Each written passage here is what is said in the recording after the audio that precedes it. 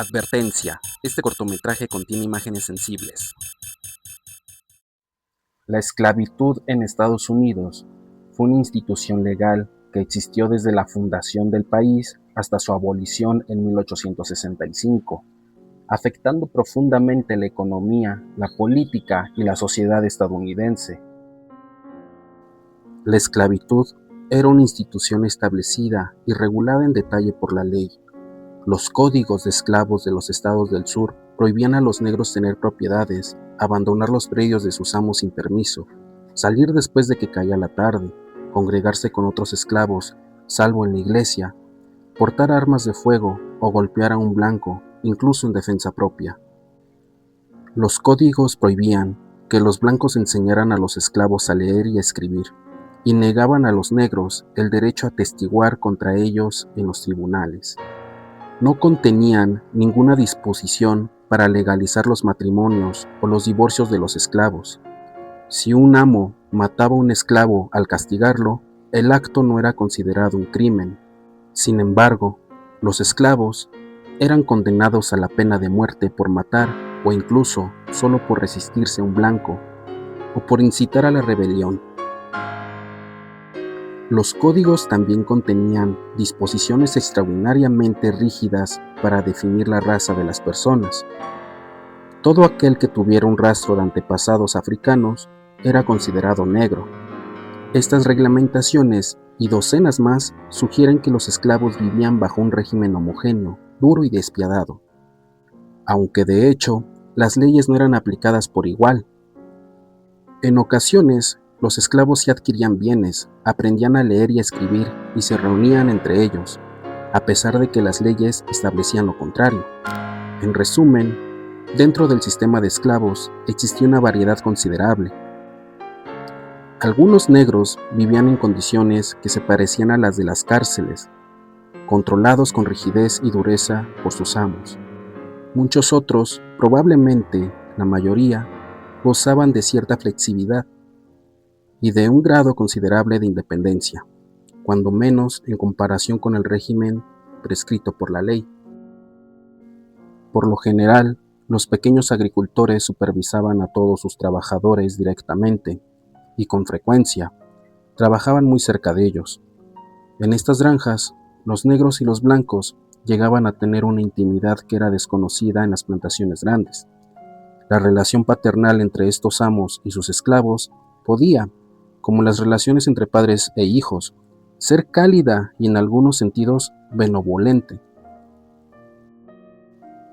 pero también podía ser tiránica y cruel. En general, según sugieren las pruebas, los negros preferían vivir en plantaciones grandes donde tenían más posibilidades de intimidad y de un mundo social propio.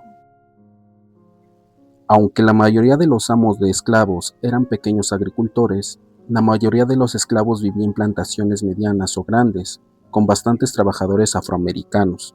Ahí, la relación entre amo y esclavo rara vez era íntima. Era común que los hacendados grandes contrataran a supervisores o incluso ayudantes de supervisores para que trabajaran en su lugar. Los guías de esclavos, en quienes se depositaba confianza y responsabilidad, con frecuencia recibían la ayuda de varios subguías y actuaban bajo el mando de supervisor como capataces. En la mayoría de las plantaciones, los esclavos trabajaban con un sistema de plantillas en las que se les dividían grupos, cada uno dirigido por un guía, que trabajaban tantas horas como el supervisor considerara que representaban una jornada razonable. Los esclavos trabajaban muy duro. Empezaban con tareas ligeras cuando eran niños, pero las esclavas trabajaban muchísimo más. Normalmente laboraban en los campos con los hombres y después se ocupaban también de las tareas domésticas. Cocinaban, limpiaban la casa y criaban los hijos. Muchas veces se dividían las familias de esclavos al vender a los maridos y padres a hacendados de plantaciones vecinas, o en ocasiones a hacendados de plantaciones distantes. Las negras tenían que actuar, de hecho, como cabeza de familia. En consecuencia, las esclavas tuvieron mayor grado de autoridad en sus familias que la mayoría de las blancas.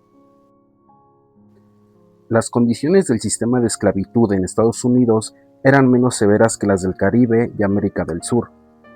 En esas regiones, el mercado de negros se estuvo reabasteciendo constantemente hasta bien entrado el siglo XIX por medio del comercio de esclavos africanos, así que los amos se interesaban menos por cuidar a sus trabajadores.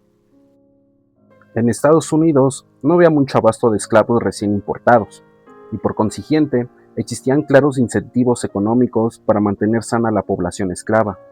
Algunos amos incluso contrataban trabajadores irlandeses y a otros blancos para que se ocuparan de las tareas peligrosas y malsanas, como por ejemplo, limpiar pantanos con malaria o manejar pacas de algodón al pie de largas chimeneas.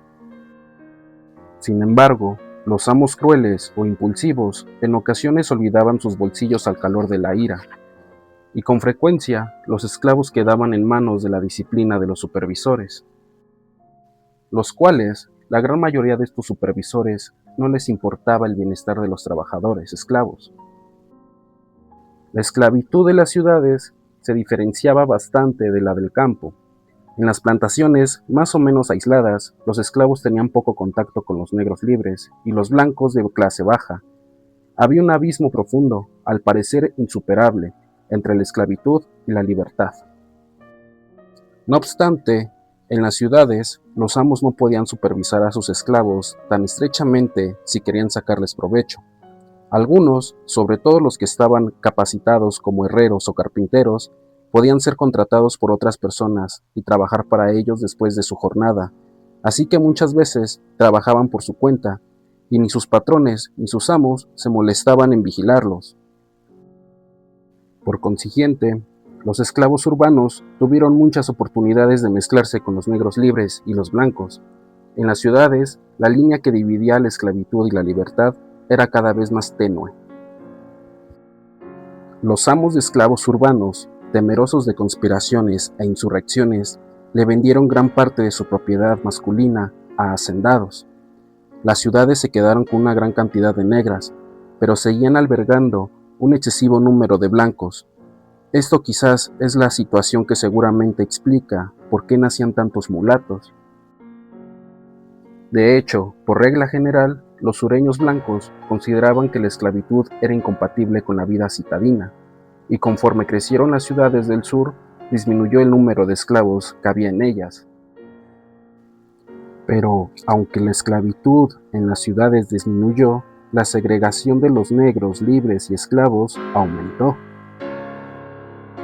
La segregación era un medio de control social que pretendía compensar el relajamiento de la disciplina de la esclavitud misma. Aunque la importación de esclavos procedentes del exterior de Estados Unidos prácticamente se detuvo en 1808, salvo el contrabando ilícito, el floreciente comercio de esclavos continuó a lo largo de la década de 1850. Este se sostuvo gracias al gran movimiento de población del Alto Sur al Bajo Sur y a la gran demanda de esclavos a las nuevas zonas de cultivo. Comerciantes profesionales transportaban a los esclavos de la región costera y de las Carolinas por largas distancias hasta el sureste, en trenes, barcos de río y transatlánticos. En recorridos más cortos, hacían caminar a las centenas de esclavos con los pies encadenados entre sí a lo largo de los polvorientos caminos. Con el tiempo, llegaban a los mercados centrales, donde los compradores se reunían para ofrecer sus ofertas en subastas. En estas, los ofertores revisaban a los esclavos como si fueran ganado, observaban cómo caminaban o trotaban cuando se les mandaba hacerlo, les revisaban la dentadura, les tocaban los brazos y piernas en busca de algún indicio de enfermedad o vejez. Los compradores eran muy cuidadosos porque eran bien conocidos los engaños de los comerciantes, quienes teñían las canas de los esclavos, los aceitaban la piel reseca y ocultaban los defectos físicos. El comercio de esclavos que se realizaba en el país deshumanizaba a los participantes, separaba a los hijos de sus padres y dividía a las parejas. Incluso, las familias que se habían podido mantener juntas gracias a un amo escrupuloso podían ser divididas al momento de repartir su patrimonio cuando moría. Los hacendados que compraban o vendían esclavos descargaban su conciencia, manifestando gran desprecio por quienes comerciaban con ellos y a quienes los asignaban con una baja clasificación. No obstante, a pesar de los obstáculos, fueron muchos los negros que intentaron huir de sus amos. Algunos lo intentaban varias veces, y ni los latigazos ni las otras sanciones que se les imponía cuando eran capturados los desanimaban. El principal método de resistencia de los esclavos quizás haya sido simplemente su patrón de conducta diaria, el cual les servía para desafiar a sus amos. El que los blancos dijeran con tanta frecuencia que los negros eran holgazanes y cortos de entendimiento provocó una forma de resistencia, la negativa a trabajar mucho. En ocasiones, los esclavos le robaban a los amos o a los blancos vecinos, o cometían actos aislados de sabotaje. Por ejemplo, perdían o rompían herramientas. Los hacendados del sur empezaron a comprar asadores cada vez más pesados, porque los más ligeros los rompían con mucha frecuencia. Hacían mal su trabajo, maltrataban al ganado o fingían estar enfermos. Algunos se mutilaban deliberadamente, otros provocaban incendios, los cuales asustaban a los amos casi tanto como las insurrecciones. En pocas palabras, se daba una relación paternal entre esclavo y amo, unas veces dura, otra amable, pero en casi todos los casos en apariencia necesaria. De hecho, el paternalismo se convirtió, aunque no siempre de manera consciente, en un instrumento vital del control blanco. Al crear una sensación de dependencia recíproca, los blancos contribuyeron a reducir el antagonismo a una institución que, en esencia, estaba diseñada para el beneficio exclusivo de la clase gobernante.